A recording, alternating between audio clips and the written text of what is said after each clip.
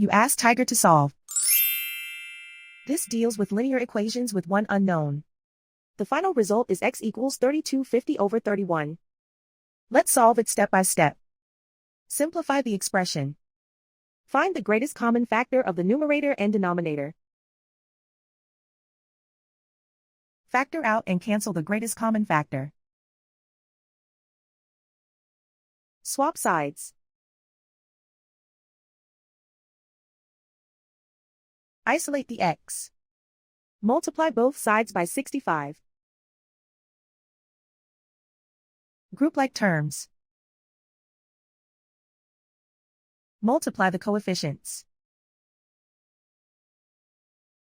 Simplify the fraction.